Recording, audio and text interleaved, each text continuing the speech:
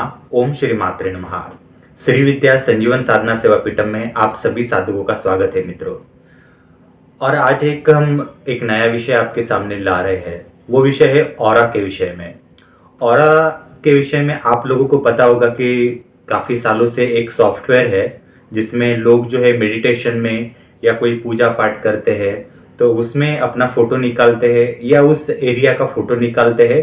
एक सॉफ्टवेयर या एक ऐप होता है, उस ऐप में से वो फ़ोटो स्कैन करती है और उस रूम में या उस जगह में या ये जो व्यक्ति होता है उस व्यक्ति के आसपास जो एक हमारी जो हवा होती है वो तरंगे होती है, उसमें कौन सा रंग दिखता है, कौन सी एनर्जी होती है, ऐसा है वो तरंगे किस प्रकार की है, उसको जो मापदंड है, उसको जो मापदंड है, जो अलग अलग प्रकार के रंग होते हैं वो उस फोटो में दिखते हैं। कुछ लोग उसको ऑरा को जानने की थेरेपी बोलते हैं, कुछ इसमें थोड़ा सा एडवांस जाकर किरेलिन थेरेपी भी कहते हैं। किरेलिन थेरेपी के लिए कुछ अलग से मशीन वगैरह होती है कि जिसमें और डीपली वो सारे जो है ऑरा के रंग, हमारे आसपास की ऑरा क्या है वो समझ में आती है।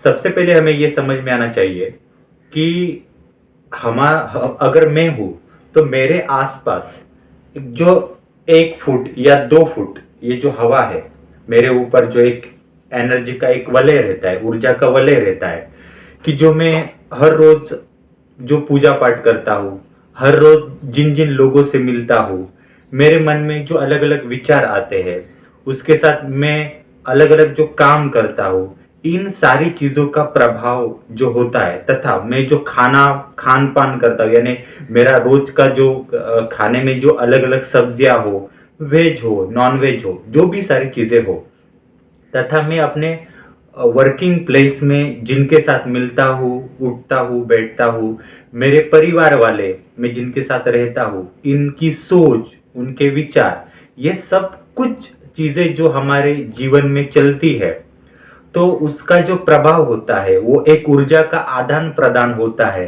वो एनर्जी जो होती है वो मेरे स्थूल बॉडी, यानी जो हमारी स्थूल बॉडी होती है, फिजिकल बॉडी, उसके पास में डबल एक लेयर होता है।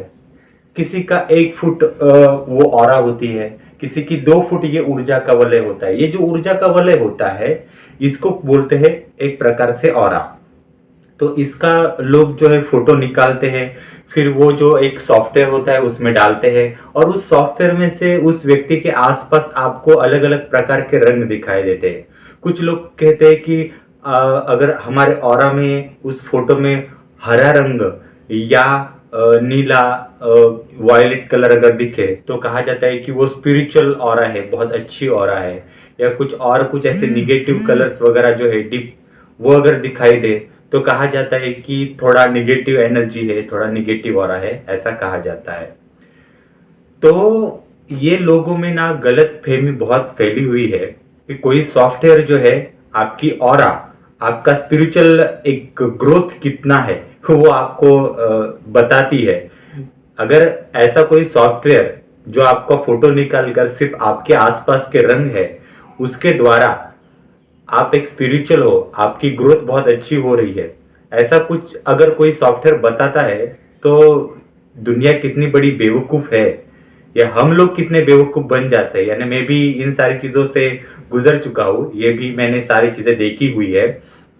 तो ऐसा चीजें एक्चुअली होती नहीं है मित्रों कि कोई आप सॉफ्टवेयर ले लो, उसमें से अपना मेडिटेशन का फोटो डालो या अपने ग्रुप का मेडिटेशन का फोटो डालो और उसमें से अगर कोई ऑरा आती है तो उसको समझो कि ये स्पिरिचुअल ग्रोथ इन सब की हो रही है, या फिर मेरी स्पिरिचुअल ग्रोथ हो रही है, मैं मोक्ष के रास्ते पे जा रहा हूँ, मैं एनलाइटमेंट के रास्ते पे जा रहा हूँ। ऐसे लोग बहुत कुछ समझ बैठते, तो ये समझना एकदम गलत है। अगर उदाहरण के रूप में बताता हूँ, मैं अगर मंदिर में गया, मैं मंदिर में जाने के बाद मेरा फोटो निकाला, हाँ, उसी मंदिर से बाहर निकलने के बाद फोटो निकाल दिया, बाहर निकलने के बाद मैं जहाँ पे मुर्गियों को कट करते हैं, जो जहाँ पे मटन शॉप वगैरह होते हैं, उस गली में से गुजर चुका। हाँ, तो उस गली में से गुजरने के बाद मैंने अपना फोटो निकाला। दोनों फोटो जो है मैंने, अगर जो ऑरा स्कैन करता है जो ऐप वगैरह सॉफ्टवेयर है उससे निकाला तो होगा क्या, आदमी एक ही है, परंतु जो मंदिर में जाने के बाद फोटो आएगा उसके ऊपर आपको एक अच्छी ऑरा दिखाई देगी। हाँ, उसके ऊपर एक अच्छे आभा रंग जो होते हैं वो दिखाई देंगे।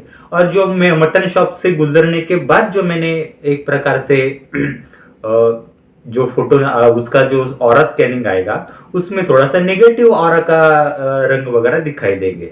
मतलब क्या है कि ये जो ऑरा का जो एक्चुअली ये रंग होते हैं, ये एनर्जी का फ्लो होता है, ये आभा होती है, ये कंटिन्यू नहीं रहती।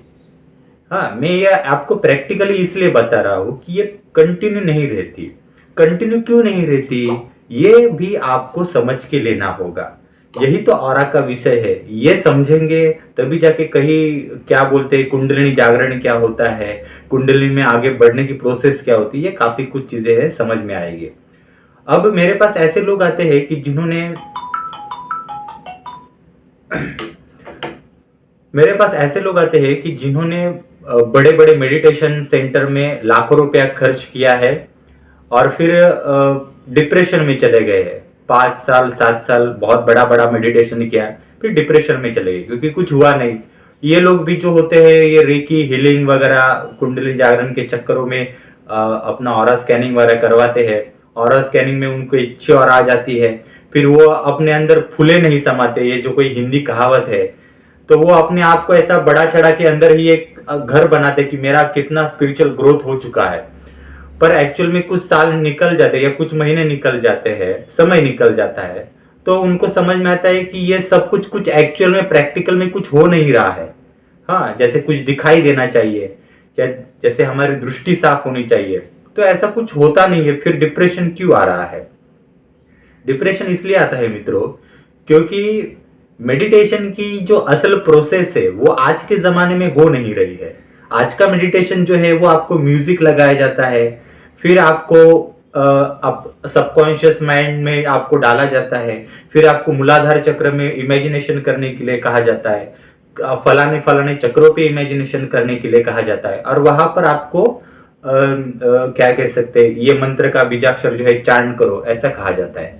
तो सांसों के ऊपर आपको जो माइंड, आपका मन जो है वो सांसों के ऊपर केंद्रित करके यहाँ वहां सांसों की तरह घुमाया जाता है। तो इन सारी क्रियाओं से क्या होता है कि हमें बहुत अच्छा लगने लगता है, और ये जो अच्छा लगने लगता है इसी को लोग जो होते हैं वो कुंडलिनी जागरण समझ बैठते हैं। इसमें से आने वाले अनुभवों को कुंडलिनी जागरण समझ बैठते हैं। परंतु ये सब्जेक्ट क्या है कि ये आपको एक आभास पैदा करता है, ये ओरिजिनलिटी नहीं है। मेडिटेशन का अर्थ क्या है कि डेथ, जहां पर आप अपना ये फिजिकल बॉडी जो है वो छोड़ने के बाद किस अवस्था में रहोगे, वो दुनिया हमारे आसपास जो है किस अवस्था में है, वो समझने की जो परिभाषा है उसको कहा जाता है ध्यान। वहां आप जो है अलग अलग प्रकार के प्रेतात्मा है। जैसे कि अगर कोई क्रिश्चियन है, कोई यहूदी है, कोई झोरास्ट्रियन है, कोई जैन है, कोई बुद्धिस्ट है, कोई हिंदू है, हिंदुओं में अलग अलग कास्ट है, तो हर कास्ट के अनुसार अलग अलग व्यक्ति का ये होगा। तो ये जितने जितने मैंने आपको धर्म बताए इसमें अलग अलग प्रकार के जाति है, समाज है, अलग अलग विचारों के लोग हैं। क्रिश्चियनिस्ट लोग बाइबल को फॉलो करते हैं, एंजल्स को फॉलो करते हैं। ज़ोरास्ट्रियन यहूदी लोगों का कुछ अलग ही मैटर है, वो अग्नि देवता को फॉलो करते हैं। बुद्धिस्ट लोगों में जाएंगे, जो लामा है उनका रिचुअल्स अलग है, जैनिज्म के रिचुअल्स अलग है, उनमें भी कुछ जैन जो है उनकी कुलदेवता कुलदेव कुलाचार कुछ नहीं है। कुछ जैन ऐसे समाज है उसमें कि उनके कुल देवता कुलाचार सब कुछ है और उसके रिचुअल्स फॉलो करते हैं। हमारे हिंदू धर्म में आएंगे तो उसमें भी ऐसा है कि ब्राह्मण्स जो है जो मांस मछली नहीं खाते, उनमें अलग अलग प्रकार है। क्षत्रियों में जाएंगे उनमें मांस मछली खाने में बहुत अलग अलग प्रकार है। कुछ ऐसे है लोग कि जो मांस मछली या जो भी खाते हैं, परंतु उनकी आध्यात्मिक ग्रोथ जो है, उनको आसपास का माहौल का जो दृष्टि है वो बहुत साफ है, स्पिरिचुअल दृष्टि जितनी एक ब्राह्मण की नहीं हो सकती उनकी वहां होती है। कभी कभी एक आदमी जो होता है कि जो अलग कास्ट में जन्म ले चुका है, कि बहुत सारी किताबें पढ़ चुका है पर उसको थोड़ा भी नॉलेज नहीं है, परंतु एक ब्राह्मण को उतना नॉलेज होता है। यानी हमारे यहाँ इतने आसपास अलग अलग टाइप के माहौल के लोग हैं, तो जिस माहौल में आप रहते हो उसकी एक ऑरा जो होती है हमारे ऊपर आती है। और ये ऑरा जो होती है ये इसमें काफी अलग अलग प्रकार है। ये इस वीडियो में पूरा लेक्चर तो पूरा नहीं हो सकता, तो इसमें मैं शायद पार्ट बनाने की कोशिश करूंगा, पर आज के इसमें मैं सारा सार आपको बता रहा हूँ। जैसे मैंने आपको उदाहरण दिया कि मैं मंदिर जाऊंगा फिर मटन शॉप जाऊंगा, दोनों की ऑरा अलग अलग आएगी। वैसे ही आप डेली जहां यहाँ वहां घूमते हो, हाँ, तो आपकी एक ऑरा अलग अलग आएगी। कोई एक ऑरा जो है आपकी वो स्टेबल नहीं दिखाई देगी। एक्चुअली हम इसको ओरिजिनल ऑरा भी नहीं कह सकते मित्रों, ये ओरिजिनल स्पिरिचुअल ऑरा है भी नहीं। अगर मैंने अभी कोई अच्छे आध्यात्मिक विचार भी आपके सामने प्रकट किए, या मैं मेडिटेशन कर रहा हूं, या मैं ऐसे चुपचाप चेयर पे हूं और मैं कल्पना कर रहा हूं कि मैं कुछ अच्छा इमेजिनेशन करने की, कोई भगवान का इमेजिनेशन करने की, और उस इमेजिनेशन में मैंने अभी फोटो निकाला, फिर सेकंड फोटो मैंने कुछ बुरी चीजों में निकाला, यानी मैं किसी का खून कर रहा हूं, या मैं किसी का बुरा भला सोच रहा हूं, या मैं कुछ अश्लील चीजों के बारे में अगर सोच रहा हूं, और इसमें अगर मैंने फोटो निकाली तो वो वैसे ही आएगी। जो मंदिर का फोटो आया था उस टाइप का ही आएगा, और जो मटन शॉप का फोटो आया था वैसे ही आएगा। जो मैंने मंदिर की सोच निकाली थी, इमेजिनेशन किया का भगवान का, तो वो अच्छा ऑरा का स्कैनिंग आएगा।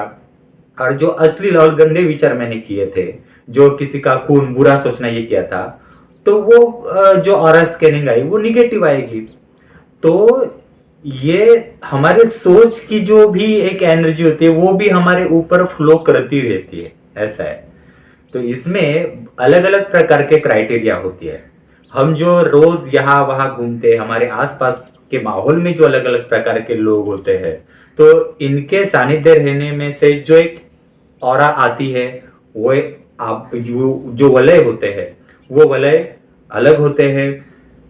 तो ये बदलने वाले वलय होते हैं, ये बदलने वाली तरंगे होती है, वो ओरिजिनलिटी नहीं है।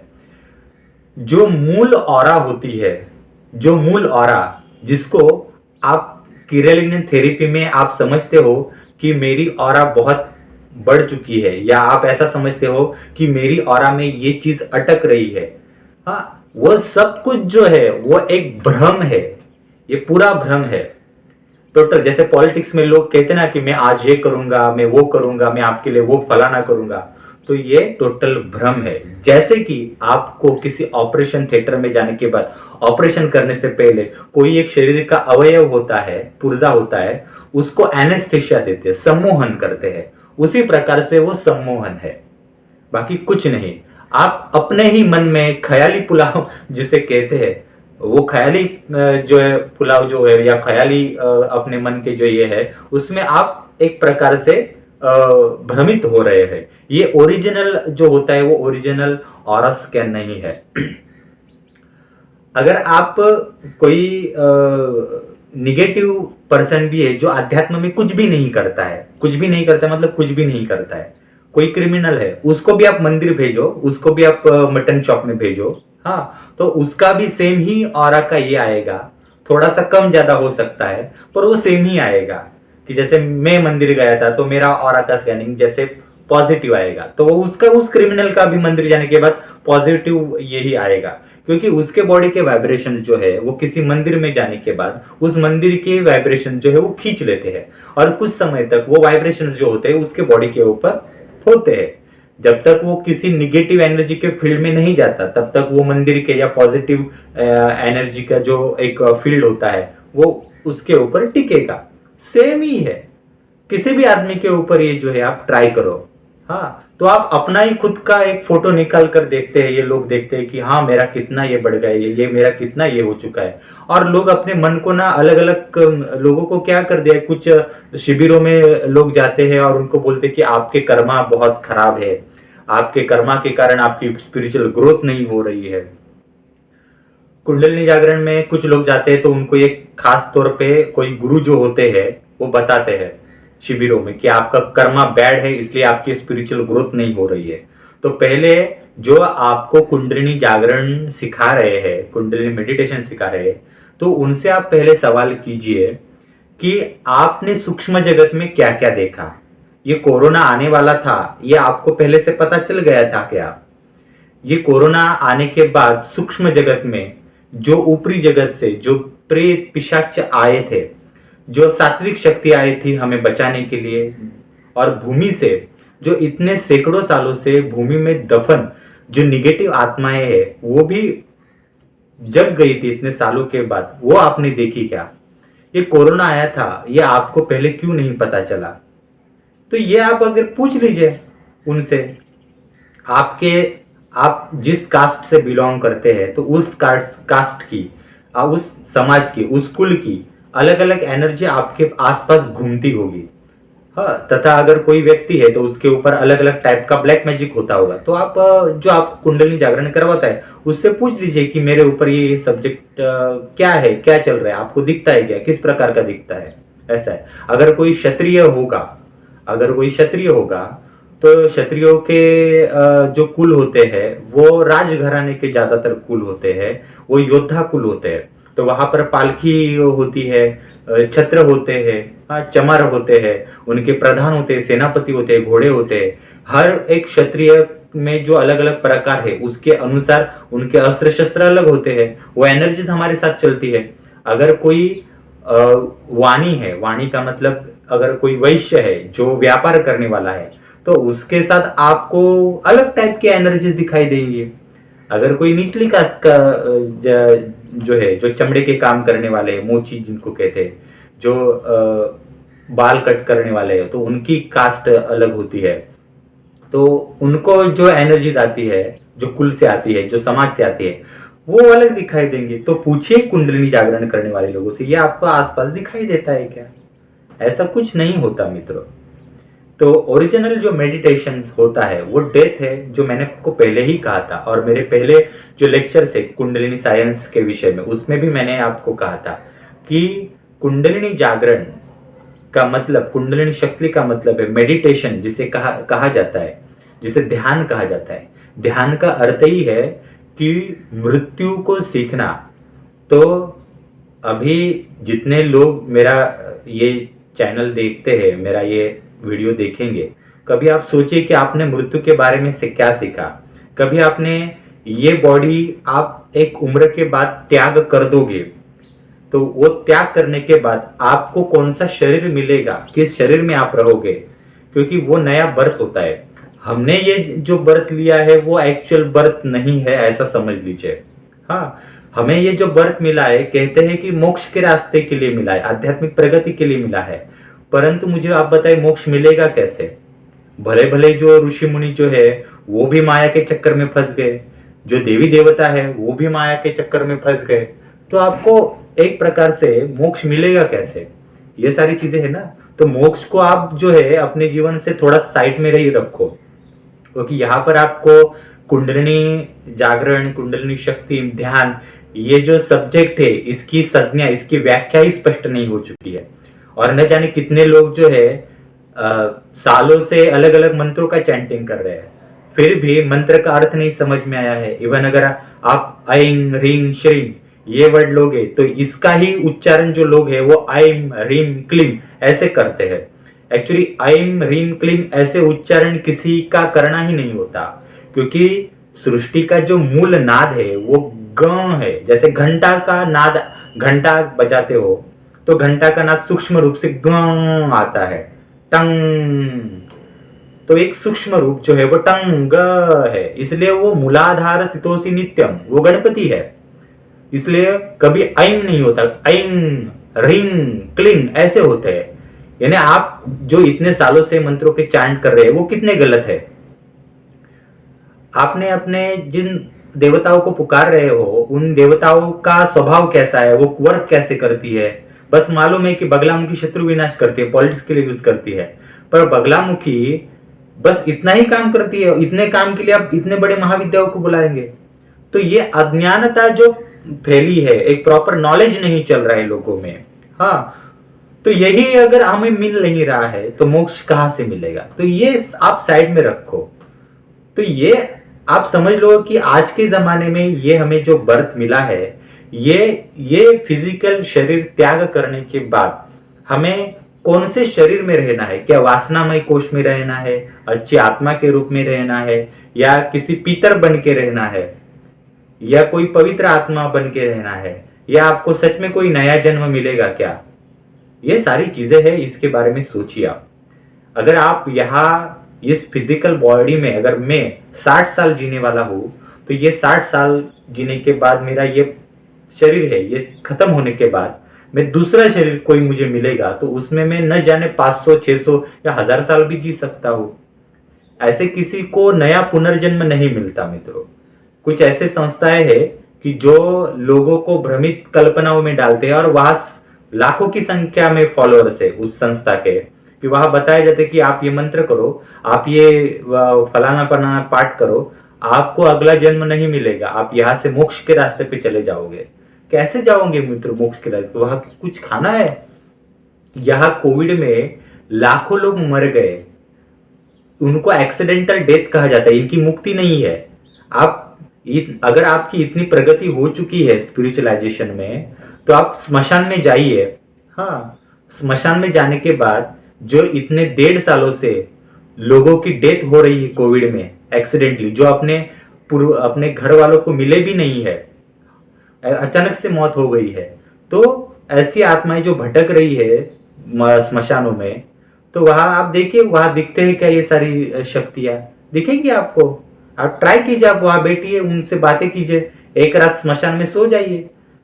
इतना हिम्मत है तो आप सो जाइए वहां पर एक रात, तो आपको वो बताएंगे कितना दुख होता है इस दुनिया में भरा पड़ा हुआ। तो ये सारी चीजें जो है, ये इतनी आसान चीजें नहीं है।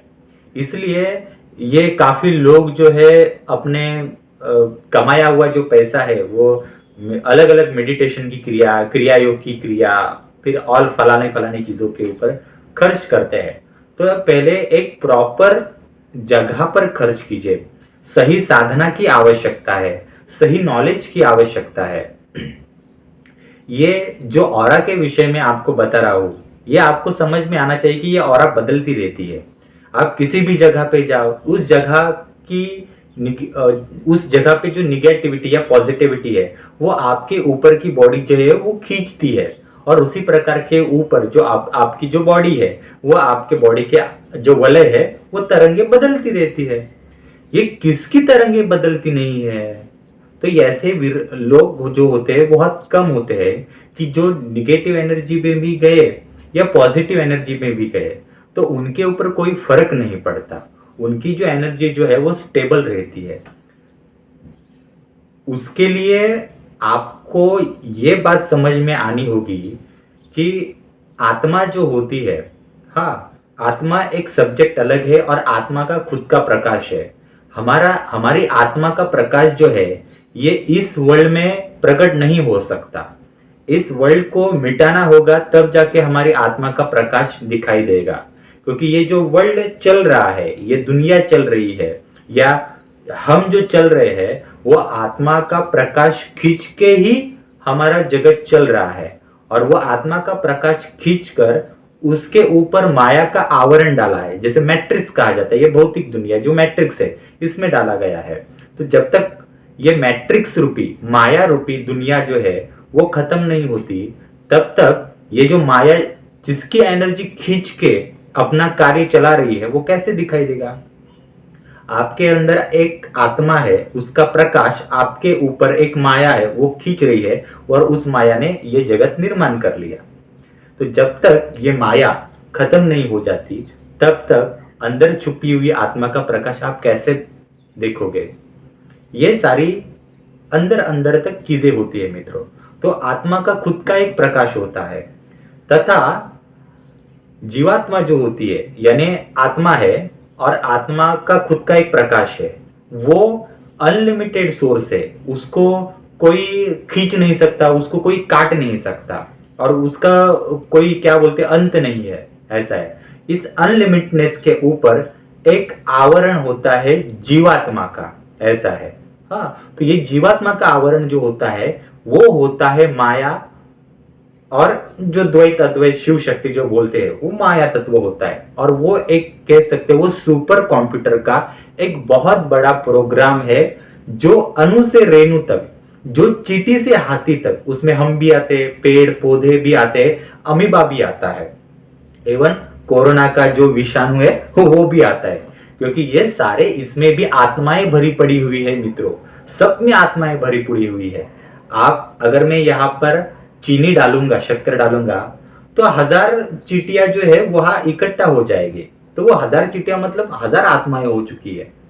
तो हर पेड़ पौधे इतनी सारी आत्माएं यहाँ पर बस रही है। हाँ, तो इन सारी आत्माएं उनका उनका अलग अलग प्रोग्राम होता है कि जिस अवस्था में रहते, यानी अगर चींटी है तो चींटी में जो आत्मा है और उसने चींटी का प्रोग्राम लिया है। हाथी है तो हाथी में भी वही आत्मा है। हाँ, पर आत्मा की एनर्जी लेकर वो माया तत्व रूपी जो सुपर कंप्यूटर है, सॉफ्टवेयर है, उसने हाथी का प्रोग्राम चलाया है। तो मनुष्य का जिस प्रकार से प्रोग्राम होता है वैसे ही हर एक पेड़ पौधे में अलग अलग प्रोग्राम, उसका गुण वगैरह वो सॉफ्टवेयर चलाता है। ऐसा है। बस इसमें एक ही सिमिलर होता है कि आत्मा की एनर्जी सब में अलग है। मुझ में भी वही आत्मा की एक एनर्जी का सोर्स है, चींटी में भी वही आत्मा की एनर्जी का सोर्स है। और अगर शेर हो, खूंखार जानवर हो, या मछली हो, या भूत प्रेत पिशाच अलग अलग टाइप के जो होते हैं, या देवी देवता, हाँ, या फिर नरक में वास करने वाली सबसे निगेटिव जो प्रेतात्मा है, उनमें भी वही आत्मा का सोर्स होता है। बस एक ऊपर जो आवरण होता है वो एक बहुत बड़ा सुपर कंप्यूटर है। कभी आप सोचिए कि ये अर्थ जो है, अर्थ एक आकाश में किस प्रकार से तरंगती है। हाँ, उसको कोई आधार नहीं है, कोई दिखाई नहीं देता आधार। ये सारे नवग्रह मंडल जो है, ये सूरज जो है, किस प्रकार से एनर्जी देते हैं, तो कुछ तो एनर्जी मदद करती ही है ना। तो ये एक सॉफ्टवेयर है, इसका बारीकी से स्टडी करना आवश्यक होता है। तो इस प्रकार से हमारी आत्मा का एक ऊर्जा और उसकी एक ऑरा होती है। उसके ऊपर चढ़ने वाली जो जीवात्मा होती है, कि जिस जीवात्मा ने अगर आप उदाहरण ले लीजिए, तो मेरा ये जन्म मिलने से पहले, मेरा ये शरीर मुझे मिलने से पहले, मैंने पहला जन्म लाखों साल पहले हो सकता है, करोड़ों साल पहले हो सकता है, हजारों साल पहले हो सकता है। किस जीव में मैंने पहला जन्म लिया था, मेरी आत्मा ने, मेरी जीवात्मा ने, चींटी में लिया था, हाथी में लिया था, पेड़ में लिया था, या पत्थर में लिया था, उसके ऊपर से संस्कार क्या थे उस टाइम हुए थे, तब से लेकर इन लाखों सालों में मेरे कितने जन्म हुए। जन्म होने का मतलब मित्रों, पेड़ पौधे जो है ये सजीव स्वरूप में हम पकड़ लीजिए, या मनुष्य, चींटी, हाथी, हाँ, ये सारे सजीव स्वरूप में पकड़ लीजिए। और ये हवा में जो प्रेतात्माएं होती है, वासनिक आत्माएं होती है, पितर आत्माएं होती है, देव पवित्र आत्माएं होती है, अलग अलग कैटेगरीज है। जैसे यहाँ पे वैसे कैटेगरीज है वहां पे। तो उनकी दुनिया जो है ना, वो भी सूक्ष्म जगत में सजीव दुनिया है। जैसे स्थूल जगत में ये सजीव दुनिया है पेड़ पौधों की, प्राणियों की, वैसे ही सूक्ष्म जगत में ये जो अभी मैंने बताए उन आत्माओं की, उनकी सजीव दुनिया है। ये सजीव जगत अलग है, उसमें सजीव जगत अलग होता है। ऐसा है। तो मैं अपना उदाहरण दे रहा था, तो मैंने पहले से लेकर लाखों सालों से जो फर्स्ट जन्म लिया, तब से लेकर अभी तक कितने जन्म लिए थे। कभी मैं क्रिमिनल्स के रूप में भी जन्म लिया होगा, कभी मैंने राजा के रूप में जन्म लिया होगा, कभी मैंने स्त्री के रूप में वेश्या का भी जन्म लिया हो सकता है, क्या कभी मैंने कोई अच्छे स्त्री के रूप में जन्म लेकर अच्छे बच्चों को जन्म देकर किसी घर का भला भी किया हो सकता है, किसी का खून भी किया हो सकता है, या किसी का घर मैंने आबाद भी किया हो सकता है। तो इतने लाखों सालों के जो संस्कार होते हैं, जो कर्मा होते हैं, वो कर्मा एक ऑरा के रूप में ही होते हैं। ऐसा है। वो कर्मा का अलग अलग प्रकाश होता है। वो प्रकाश जो है वो आप क्रियालिन थेरेपी से काउंट नहीं कर सकते। इतनी कोई बड़ी मशीन अभी तक नहीं हुई है कि आपके ये जो बैकलॉग है, जो आपका इतने हजारों लाखों सालों का, कहाँ कहाँ आप थे। कभी आपने सोचा है इसके बारे में कि कहाँ कहाँ आप थे पिछले सालों में। इमेजिनेशन में मत जाओ, या फिर आप जो पास्ट लाइफ रिग्रेशन करते हो उसमें अगर आपको पता चला कि मैं पिछले जन्म में ये था वो था, तो वो भी जो आज के जमाने में पास्ट लाइफ रिग्रेशन होता है वो भी एक सम्मोहन है, हमारे मन के साथ खिलवाड़ होता है। वो ओरिजिनल पास्ट लाइफ रिग्रेशन नहीं है मित्रों। इसके बारे में मैं कभी आपको कभी बताऊंगा। तो कभी आपने ये सोचा है क्या? तो ये इतनी आसान चीजें नहीं है। तो इतनी सालों का जो दबाव पड़ा हुआ जो कर्मा होता है वो सारा कर्मा हमें इस जन्म में नहीं मिलता। हाँ, तो स्पिरिचुअलाइजेशन में जब आगे बढ़ते हो और इस शरीर का सॉफ्टवेयर आप त्याग कर देते हो, तब आपके सामने वो जो पुराने कर्मा है वो सामने आ जाते हैं। ऐसा है। तो आप सोचिए कि अगर आपके मंथली आमदनी 1 लाख रुपए है और आपके ऊपर 10 करोड़ रुपए का कर्जा है, तो 1 लाख रुपए की आमदनी में 10 करोड़ का कर्जा आप कैसे चुकाओगे? हाँ, तो वैसे ही 10 करोड़ का कर्जा मतलब आप समझ लीजिए कि मुझे इस जन्म में जो कर्मा मिले हैं वो कर्मा का काउंटिंग मैंने 10 करोड़ रख दिया। हाँ, और मेरी आमदनी 1 लाख चल रही है, तो कैसे होगा? मैनेज नहीं होगा ना। तो जब मैं 10 करोड़ का जो कर्मा है, हाँ, मेरे साथ जो 2-3 जन्मों का कुछ कर्मा इस जन्म में मुझे दिया है, जितने मेरे हिस्से का, तो वो डिस्ट्रॉय हो जाएगा। वो डिस्ट्रॉय होने के बाद मेरे सामने मेरे और पिछले पिछले जन्मों के जो कर्मा है वो सामने आ जाएंगे। तो अचानक से 100 करोड़ के कर्मा के आ जाएंगे। हाँ, तो मैं उसको कैसे टैकल करूंगा? तो ये कुछ प्रैक्टिकल चीजें होती है। तो ये अलग अलग कर्मा होते हैं। आप पिछले जन्म में साधु संत भी हो सकते हैं, किसी महाविद्या के बहुत अच्छे भक्त हो सकते हैं, किसी गुरुकुल में हो सकते हैं, या फिर कोई नास्तिक हो सकते हैं, कुछ गंदा काम करने वाले भी हो सकते हैं। हर एक व्यक्ति का इतिहास जो है वो अलग अलग है, और आपके इस इतिहास के साथ आपने जिस कुल में जन्म लिया है उस कुल का इतिहास जोड़ा जाता है। आपका इतिहास आपके आत्मा का है ही, उसके साथ आपके पूर्वजों का इतिहास भी जोड़ा जाता है। यानी अगर मैंने इस कुल में जन्म लिया है तो मेरी आत्मा का इतिहास मेरे साथ चलेगा ही। मेरे आत्मा के कर्मा पिछले जन्म के जो होंगे वो चलेगी। उसके साथ मैंने जिस कुल में जन्म लिया है उस कुल के कुलाचार जो 40, 50, 21 या जितने पीढ़ियों से मेरा कुल चल रहा है, उस कुल में जितनी पीढ़ियां हुई उनके जो कर्मा है, हाँ, वो भी मेरे साथ चलेंगे ना। तो आप मुझे बताइए कि आप ये जो 7 रंग है, हाँ, जो आपको ऑरा में दिखते हैं, उस ऑरा के स्कैनिंग में जो 7 रंग है उसमें आप किसके किसके कर्मा, कौन सी शक्ति जो है वो काउंट करेंगे? आप मुझे बताइए। जो जमीन पर रहने वाली अनेकों यहाँ पे शक्तियां हैं जिनको आप नहीं देख सकते। किरेलिन थेरेपी की अगर आप किरेलिन थेरेपी की जो मशीन है वो ले लीजिए, और आप जो चौक होता है कि जहाँ 4 रास्ते मिलते हैं, जहाँ से बहुत भीड़ होती है, उसका फोटो खींचिए तो आरा पॉजिटिव निगेटिव आ जाएगी। पर वहां पे इतने सारे एक्सीडेंट हो चुके हैं, तो वहां पे जो भूत प्रेत पिशाच जो एक्सीडेंटल आत्माएं हैं, तो वो कहाँ दिखाई देंगी? वो तो उसमें नहीं दिखाई देंगी ना। वहां तो सैकड़ों की तादाद में आत्माएं होगी, ऐसे जो चौक वगैरह होते हैं। तो एक आत्मा से अगर आप बात करने जाओगे तो उसका इतिहास कहाँ से ढूंढ के निकालोगे? आपको अपने अपने प्रॉब्लम, अपने कुल के सब्जेक्ट, आप अपने इस बुद्धि को पेल नहीं सकते हो, तो एक आत्मा जो ऐसे होती है इनका इतिहास कैसे पेल पाओगे? तो ये काफी सारी चीजें होती है मित्रों कि जो एक ऑरा के ऊपर असर करती है। तो ये ऑरा के बारे में मैं तो आज इतना ही बता सकता हूँ, परंतु मेरे जो और लेक्चर से जो कुंडलिनी साइंस के विषय में है, महाअवतार बाबा जी के विषय में है, वो आप पढ़िए। जिनको प्रॉपरली नॉलेज चाहिए कुंडलिनी जागरण के विषय में, क्रिया योग के विषय में, मेडिटेशन के विषय में, अनपब्लिश नॉलेज जो किताबों में लिखा गया नहीं है, जो लोगों तक पहुंचाया नहीं जाता, इस नॉलेज के विषय में आपको रिसर्च करना है, तो हमारे पास क्रिया योग इसेंशियल कोर्स है जिसमें 20 घंटे के अलग अलग विद्याओं के विषय में, अलग अलग नॉलेज के विषय में बात की है। और वैदिक हीलिंग क्या है, वैदिक पद्धति क्या है, इसके बारे में हमने उस वैदिक हीलिंग का एक प्रकार भी हमने वहां सिखाया है।